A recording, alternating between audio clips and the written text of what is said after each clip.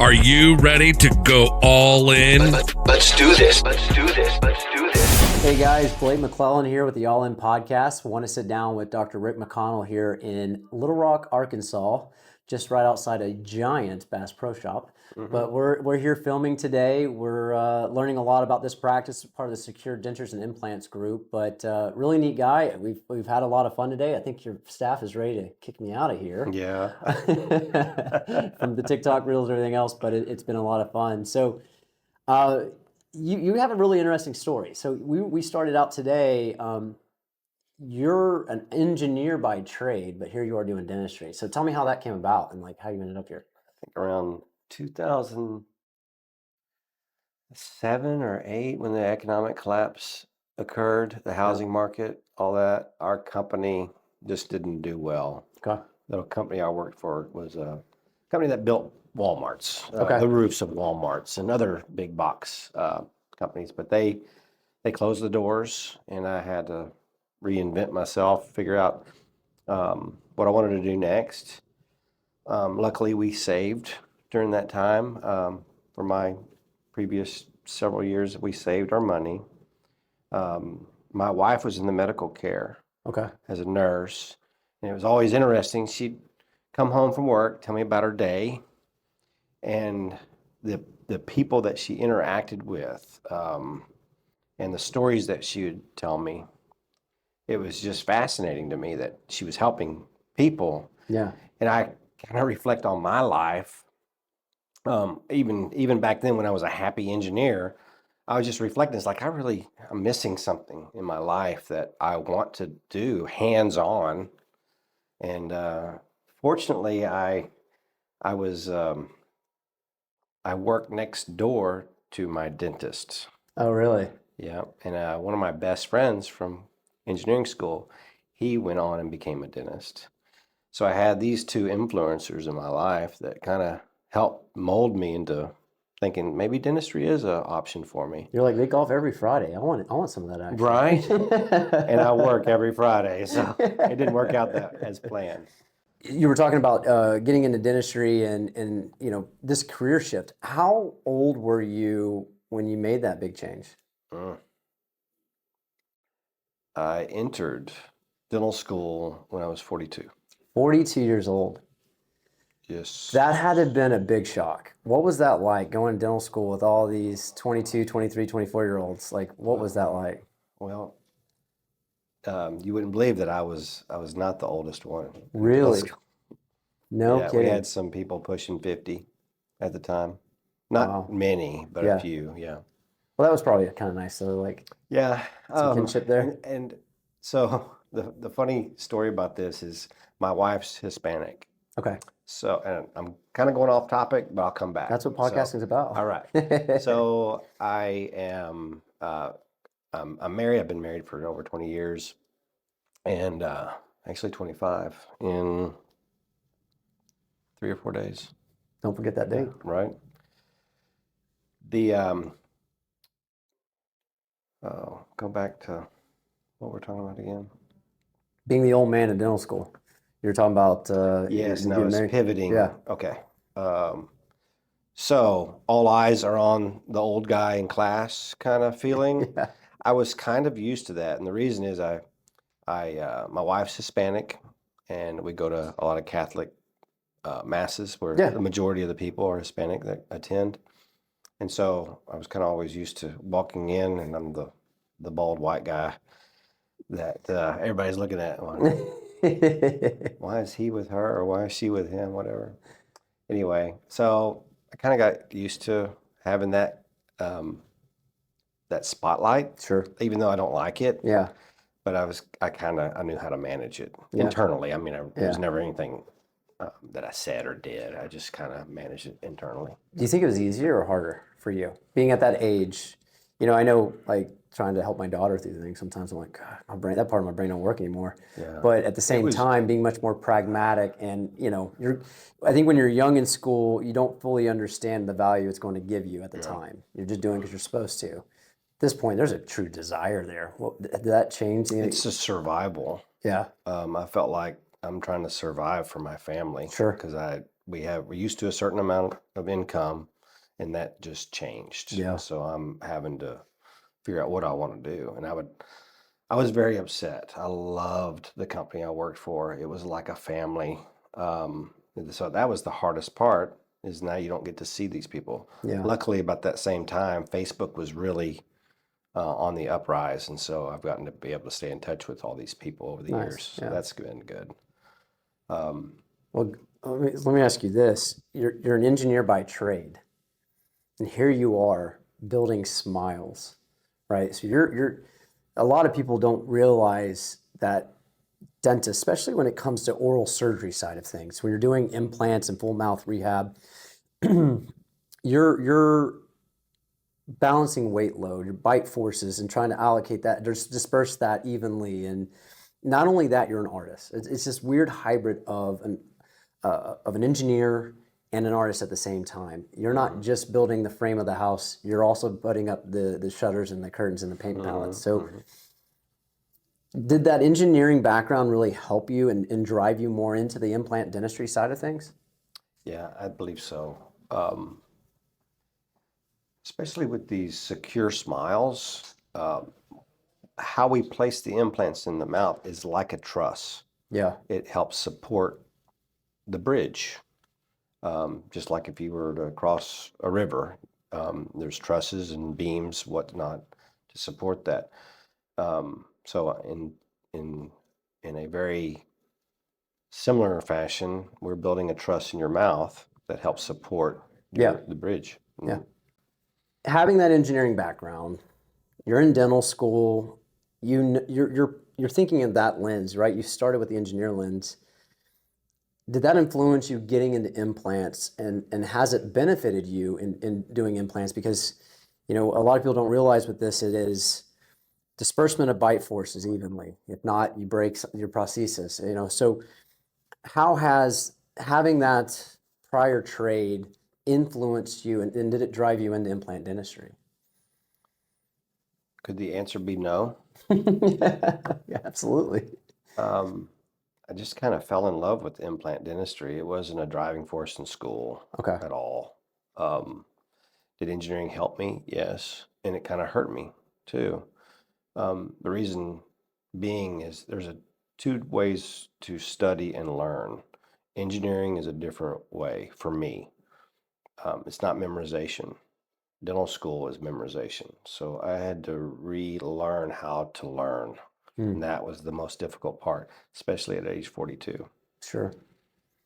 Do you find that with doing dental implants, when you're building things, you get to see a finished product. A lot of people do a job, you're just a widget in the machine. You don't actually get to see from start to finish. When you're engineering, you're getting to see that in a finished building. You're like, I built that, I did that. Do you have that same feeling with smiles? Sure, no doubt about it. Yeah. It's a great feeling, and I'm proud of the stores that I've built, and I'll go around and say, "Hey, kids, I did all this here." I'll tell them what I've done, and it's very similar to that with, in dentistry when reshaping people's lives with their smile. It's very rewarding. It's probably feel good. I mean, you ever run into any patients at church or at restaurants or in town? I mean, Yeah, occasionally, yeah. do you like seeing that confidence that they have now? Oh yeah, or the stories when they come back in for a maintenance checkup or something, and they're just so much happier than when I first met them. And that means a lot. I think that's one thing that's lost in dentistry is, look, it's all production. I think a lot of people don't realize, the stigma is, the joke is, golf, or they golf on Fridays, dentists work 5 hours a day, and it's actually much harder than most people realize, because not only are you a clinician, often you're the anesthesiologist as well, right? And then often you're a small business owner. You're managing a team, employees, and things of that nature, which dental school doesn't really give you.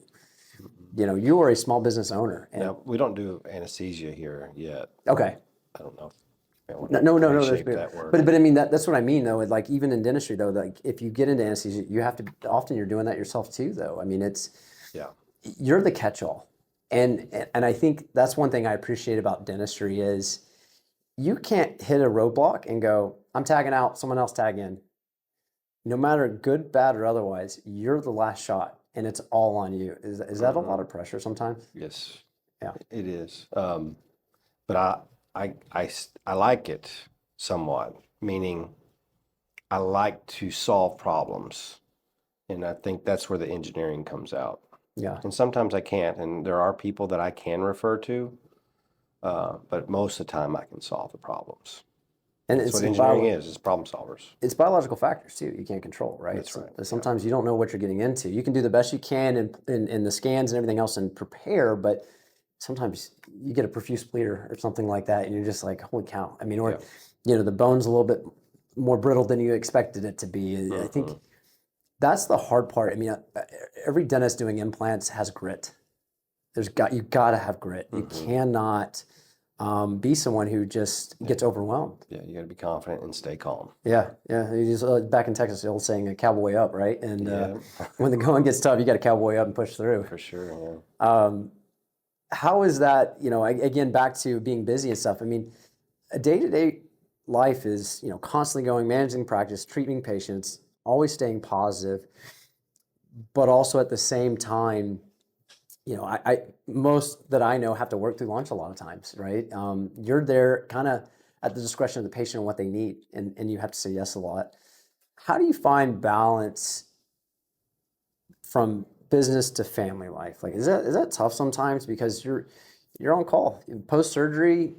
You're waiting to see, patients may call you. I've been at dinner times when with a friend at the patient calls at 7, 8 o'clock and like, hey, I'm feeling this is okay. Is that wear on you a little bit? I don't get a lot of that. That's good. Good doctor. Maybe there's a need, but I'm not giving my cell phone out to people. I don't really know how to answer that because we don't do that. That's good. That's good. No, I think the thing is that like it's stressful, right? And a lot of the times you're in a high stress environment, especially on all-ons, and doing a secure smile, it's a lot of pressure because you're not just doing your job, you're doing your job to make sure the patient's satisfied as well. Because if they're not happy, you're not happy. Does any of that come home with you sometimes? Do you feel yeah. I have a good support system for sure. Yeah. So how family life? You've got 2 medical people in the family. How do you do some collaboration sometimes, or what are those conversations like? There's something. My daughter actually had her wisdom teeth extracted by a great oral surgeon in town, and they were doing a protocol on how she should have. My wife is giving a protocol on her pain management, and what she was telling me, and we do. I've done that before, but I didn't have anything written out. I said, hey, can you find something from the hospital to see if they have some protocol that's already written out that we don't have to recreate? I'd like to have that for work. Yeah, that's kind of neat. There's some of that. So you're originally from Little Rock, so this is kind of hometown for you, right? Yeah, North Little Rock. Yeah. Yeah. That's got to feel good, though. I think, a lot of dentists tend to gravitate where they grew up. I think that's a big thing. Some of the younger docs coming in, they want to go chase Miami, LA, whatever it may be. But coming back to your hometown and helping people you grew up with, it's got to be a pretty amazing feeling, right? It is, yeah. You ever ran into any old kids you grew up with or anything? Yeah. I left this state when I was 5. Okay. And then I came back into this state when I was 19. And I was in South Arkansas. Oh, okay. So I didn't come back here. I used to visit here all the time because I had a grandmother that lived here and a brother. My brother still lives here. And then I didn't move up here until I met my wife, and she was graduating nursing school, and she was working at Children's Hospital. So I was working in Hope, Arkansas as an engineer, and that's like, well, there's something available in Jacksonville, Arkansas. So I took it to work up here. So I don't really have a history Okay. of of people here that I know. Does that make sense? Yeah. So that's not. Reestablishing the roots here now. I am, yeah, and it is. It's nice, and um, I I watch my kids going to school, and so somewhat as I live through them, their experiences, and their friends, and their families, and um, I, even though I'm not necessarily, I didn't grow up here, I find myself reflecting through their eyes of me growing up here. Yeah, If that yeah. makes sense. Yeah, I don't yeah. know. Maybe a little kid down here. That's a weird way of saying it.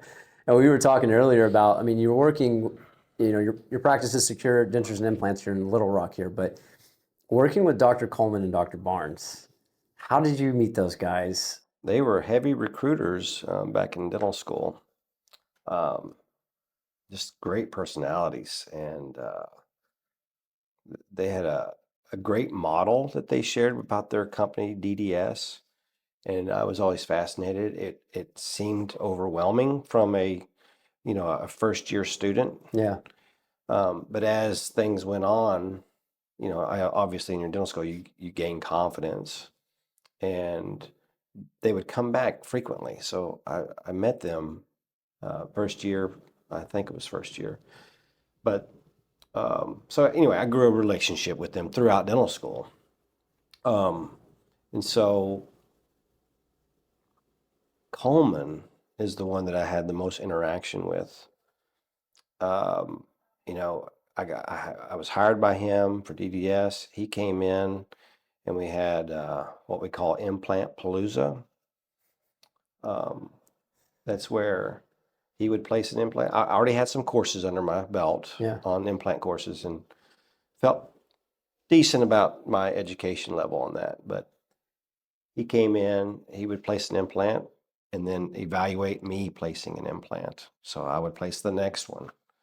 We discounted them nicely, Yeah. so people knew that we're going to have a lot of conversations about me being new at placing implants.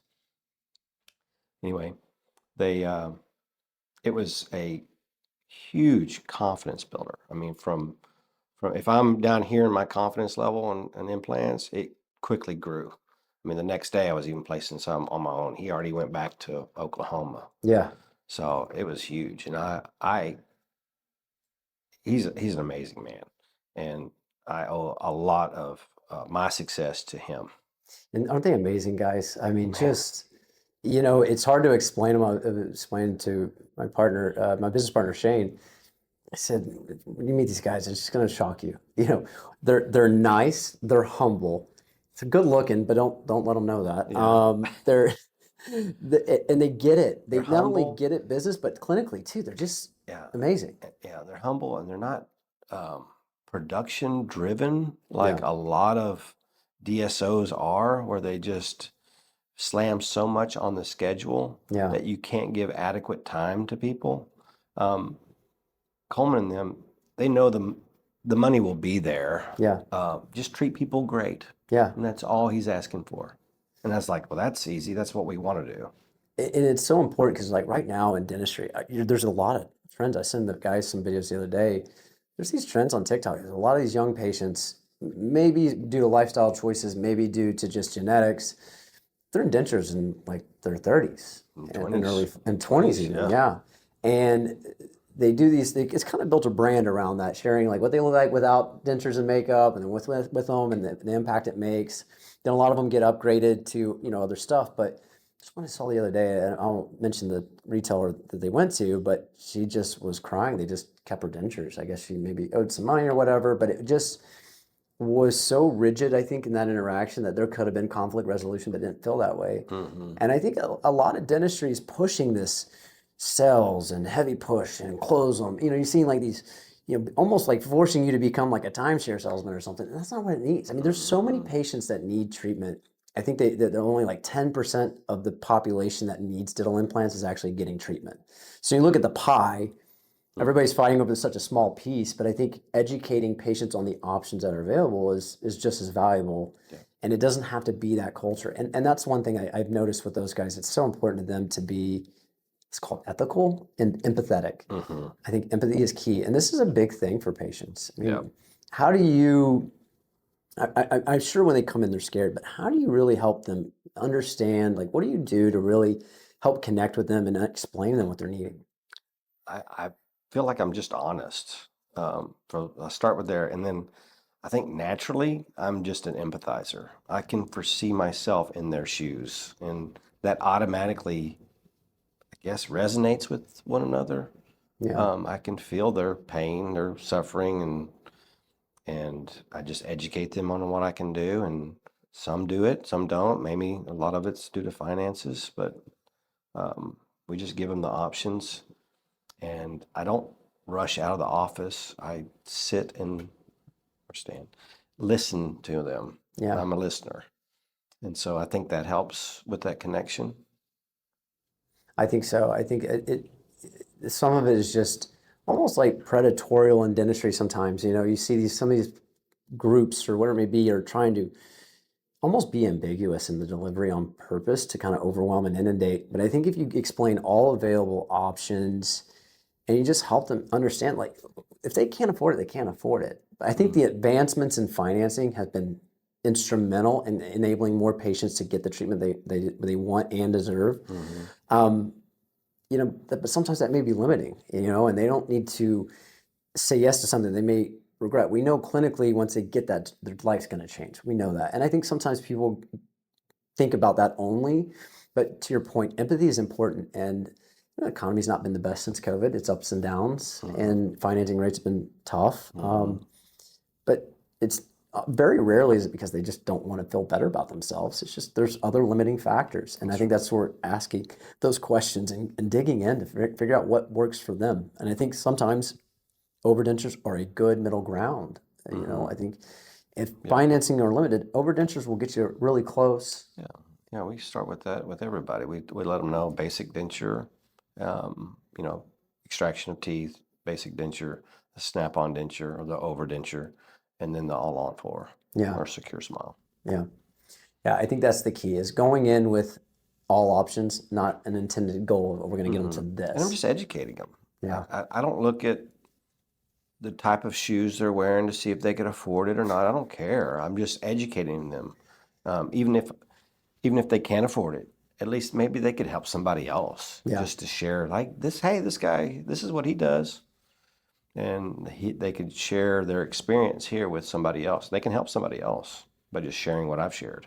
I tell you what's interesting is, you know, having the opportunity to go around and interview patients. I'm a full arch nerd. You know, I started in live streaming full arch surgeries, doing surgeries, you know, and as a rep and different things. I love it. I've gotten the opportunity in different ventures to be able to enable over $500,000 in treatment for veterans. It's something near and dear to me. I love to be a part of, and That's cool. so it's always been on my heart, and it's something that's so powerful. But what surprised me in interviewing these patients is that so many of them, and this is a similar story with many different people, didn't change economic level, demographic, whatever. They all said they thought dentures were the only option. And they remember growing up and grandma saying, you better brush your teeth or you're going to have to put your teeth in a drawer like I do. Heard that, yeah. And so they were embarrassed and ashamed. I think it's more like they let grandma down or grandpa down, whatever it may be, right? Oh, that's true, yeah. And they were really embarrassed. And so instead of going to a dentist to get the options, they just already had what was going to go down in their mind. They've already had the scenario gamed out in their head, and they just wouldn't go because to them it was like, I know it was almost like it felt like it was like a cancer diagnosis. Like they knew they had it. They were just not wanting to go to the doctor to get that diagnosis. It felt terminal to them. It was like this last chapter of life. Like once they were in dentures, life was kind of on the downhill at that point. And once they learned what it was, they were so excited, inspired again. It's like, oh wait, I'm not at the end of my life. I still got a whole life ahead of me. And then young, old, whatever. Do you find that a lot of patients are surprised to hear there's other options than dentures? Yeah, they're shocked when I show them. I'll pull up something on our monitors and just from the internet and just say, hey, this is what we do. And they just like, I had no idea that even existed. So it is education, patient education, and you get a free consult just to learn. So that's nice.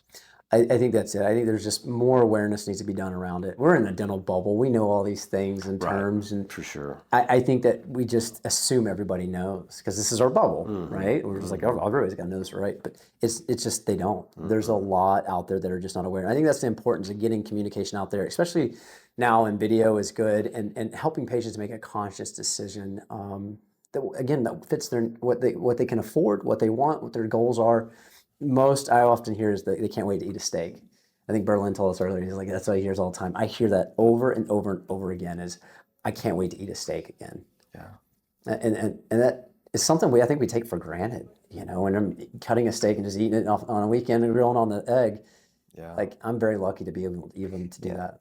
And another thing to add to that, in dental school, they teach you to have when you're eating with dentures, not ones with implants, just basic dentures. They tell you the best way is to have equal boluses of food on both sides of your mouth and chew up and down, so it balances the denture. Ah, Well, I try to do that with my natural teeth, and I can't do that. So I don't know how people would be able to do that. maybe get some TMJ doing that. Right. So the nice thing with implants is that you don't have to worry about that rocking. Yeah. You know what I mean? It's stationary. And so that helps with person chewing more normal than when they had their natural teeth. So why do you do what you do now? Now, right? Like what right now, what drives you? I like to help patients, obviously, but my staff, they love what they're doing too. So I kind of do it in two ways. So I'm helping the patient, making them happy, but what we're doing here, it makes my staff happy as well because they love helping people. And if you have, a bad person in the mix, like I don't know, a non-empathetic dentist, it can make the staff miserable. So when we're all on the same page about treating that patient with the main focus of making them happy, and everybody is geared that way. Yes, we make the patient happy, but we all make ourselves happy, and that's just a great environment. And I don't know if I'm answering your question. No, that's good. I think it's your answer, right? It's your answer to tell. But I think again, it's just dentistry is tough. I don't think people realize how tough it can be. But there's just a lot of variables. A lot of variables. Do you find it convenient to have an in-house lab to have that support and that communication channel? For sure, yeah.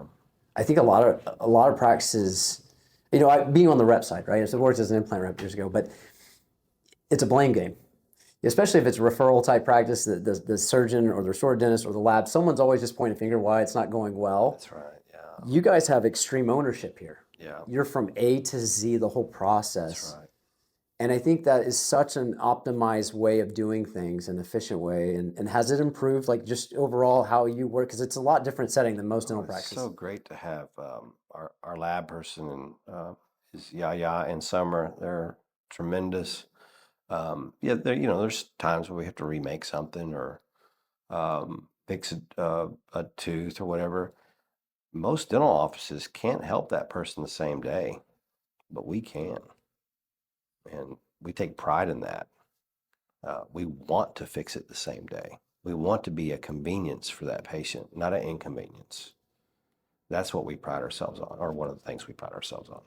That's a big factor. I think a lot of dentistry has not been focused on the patient and their experience. And it's awful. When you look at the way we did dentistry, let's say even just 5 years ago or 10 years ago, all these visits, all these set and wait. But when a practice has an in-house lab, you got 3D technology, you're doing immediate implant dentistry, you're doing immediate provisionals. That's from the patient lens, the best experience. Whereas a lot of these, it's such a slow, like some patients it's like it's been a year. It's been a year, and that's tough. I think there's been a justification that this is just the way it should be, but with the advancements and the new techniques and all that, you can reduce that timeline. and reduce those visits, and especially with in-house lab. Mm-hmm. There's no questions versus sometimes I think especially when you don't have a lab, that there's this blame game of like, oh, the patient's just difficult. It's just patient being difficult. Mm-hmm. That's really because I don't want to have to fight with the lab and That's get this right, adjusted, yeah, right? yeah, But yeah. you just walk back there and Yeah. let's Do fix it. this. Yeah, Let's make it let's right. fix it. Yeah. That's awesome. Yeah. So you said Dr. Coleman was a big influence. So any other, who did you learn from? Who were the guys that or gals that taught you implant dentistry? You said you went to some courses. Any courses specifically that really stuck out for you? Dr. Clark. Okay. Or Clark Damon? Clark Damon. Is Yeah, his last name Damon or Clark? I can't remember. Out of yeah, you're right. It's Yeah. Clark Damon, yeah, Clark out Damon. of Clark Texas. Damon. Sorry, Clark. Yeah, he's great. I met with him through Coleman, and I think me and Coleman went down there. He's been several times, but that was not my first course, but the most impactful course. Yeah. And Coleman likes to, he like I said, he's a younger guy, but he has so much knowledge and energy. But he was telling me, he said, you always want to study something that you probably are not going to do, but it allows you to learn everything underneath that. Yeah. So you push yourself to learn. And so that was a big deal. I wasn't even really placing a lot of implants at the time, but I went to an all-on-4 course. So I'm like, whoa, that's a lot. It's a big jump for me. I'm like, okay, I can possibly place just regular single tooth implants and maybe a 2 implant overdenture. But jumping up to that, I was like, that's a big leap. So I've had several of those courses and also had him mentor me when I'm doing my first cases. It was a little,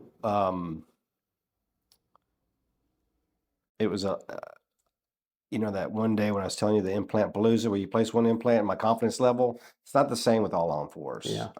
It took a longer time for me to get comfortable with those. But Coleman was always available. He'd come in from Oklahoma, come into my office and help me through it.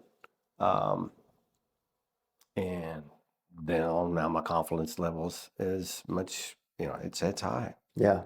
So, I don't know where we're It's going it's with it's this. it's like anything else. Like you just get more reps in, right? And the more you do, Yeah. and I think again having that lab in house is huge. And again, the technology advancements we're having too is great. But a good system, a good implant system you trust, Mhm. and feeling confident in that. But Yes. you're right though, and learning some of the new things. I see a lot of people like trying to jump into Zygos and things like that, and you just can't learn Zygos in a weekend course. No. And it's just not for everybody. It's a isn't, lot of no. stress. Talk about that take-home stress. Yeah. Right. Worrying about orbitals and ocular pressure while you're trying to have dinner. That's tough, and that's where that's a lot of grit there too. And I don't think that's it for everybody. I think it's being oversimplified, but it's not for everybody. No.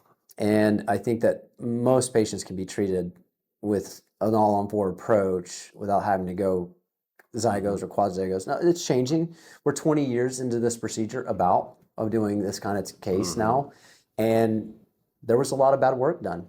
And unfortunately, you have a lot of atrophy maxillary cases that need that revision work. I know they're doing the subperiosteal implants now as another alternative, but I think if you do good work from the beginning, you'll see decades of these procedures lasting, right? Versus having to get into that revision work. But anything else you want to say? Anything else you want to cover that we didn't cover here today? Any hidden talents we don't know about? We learned you're a singer today with some of our videos. Oh yeah, I'm a real big singer. I play guitar a little bit. Nice. All right. What kind of guitar? You Just acoustic. It's acoustic. Okay. Yeah. What kind of guitar you got? I got a Yamaha. Yamaha.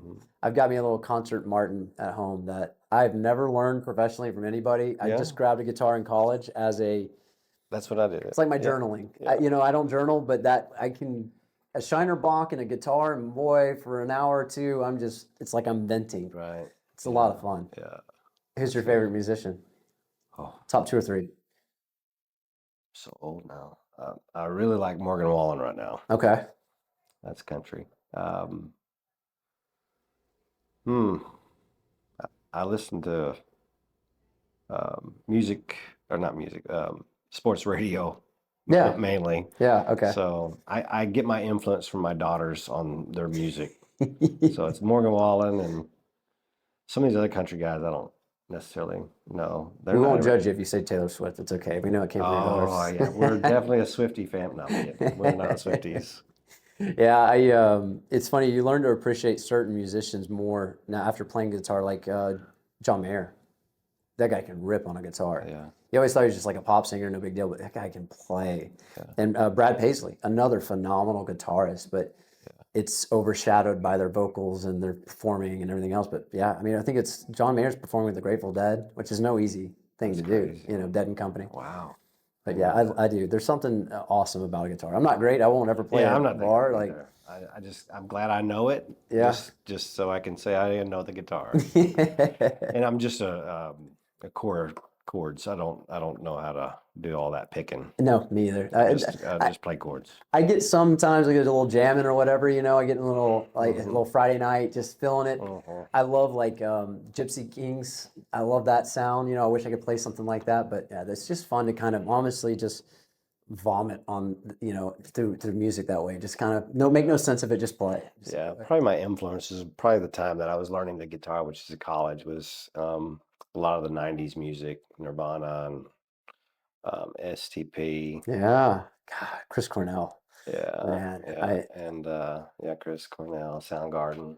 Yeah, those are great. Yeah, Pearl Jam. Pearl Jam, yes. I got to go see Pearl Jam once, and that was a rocking show. Yeah. Eddie Vedder still We rocks. saw him here in Little Rock. They're awesome. Yeah. They're still jamming. There was a couple albums I didn't like them so much. The one with the avocado on it or whatever. I hated that album. I forget what it was, but I don't remember I love Pearl Jam. Pearl Jam.